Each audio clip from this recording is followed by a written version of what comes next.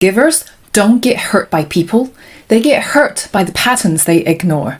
Being a giver isn't a problem, but giving without discernment is.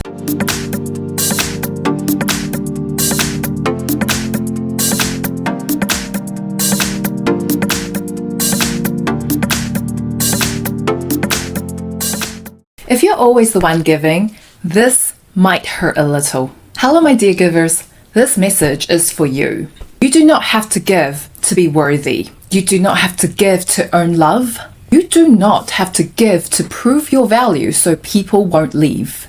Because the only person who truly abandons you is you. And I know this pattern so well because I lived it. And I know that if you're a giver, your instinct is to give. You meet someone, you want to pay for their meal, buy them a drink, cook for them, show up for them, care for them.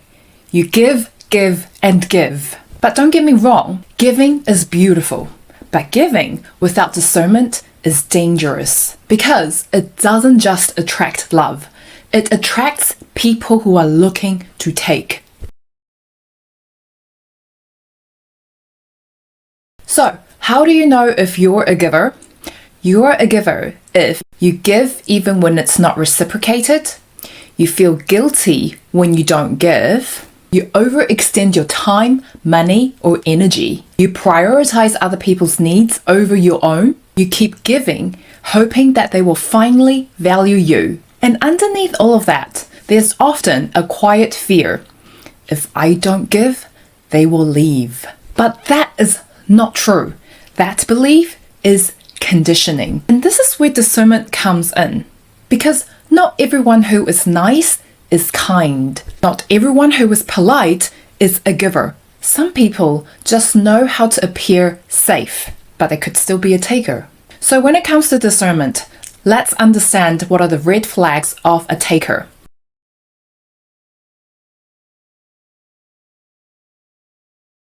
So watch for patterns like the following. They rarely initiate giving back. They accept your generosity, but don't reciprocate. Reciprocity is so important, okay? It's not about giving so you can get something in return, but if someone lacks reciprocity, it's actually kind of telling about their character. They only show up when they need something. They make you feel guilty for having boundaries. They give the bare minimum, just enough to keep you hooked. You feel drained after being with them.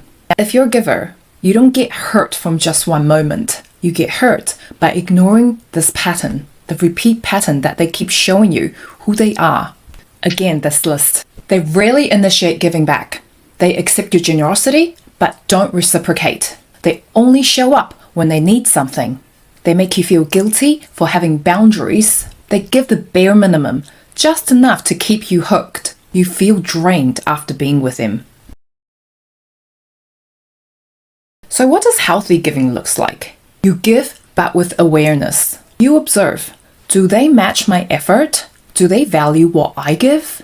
Do they reciprocate? Not just with words, but with actions. Saying thank you or I appreciate it, not enough. And here's the key for you. You mirror. If they give 10, you give 10. If they give 1, you give 1. Not out of pettiness, but out of self-respect. And then get deep. Become curious about yourself. Ask yourself, why do I feel the need to give so much? What am I afraid will happen if I don't? When did I learn that love had to be earned? Because for many of us, this started a long time ago. And there's no shame in that, but only awareness. Awareness is the only way for you to get out of the cycle and for you to stop abandoning yourself. And then next, set a new standard. And your new standard might be, you give from love, not from fear. You give because you want to, not because you have to. And most importantly, give to people who can hold your giving, not just receive it. Because you are already worthy. You do not need to give to be worthy. You are worthy just by existing. You don't need to prove it. You don't need to earn it. You just need to stop abandoning yourself and choose better. Givers don't get hurt by people.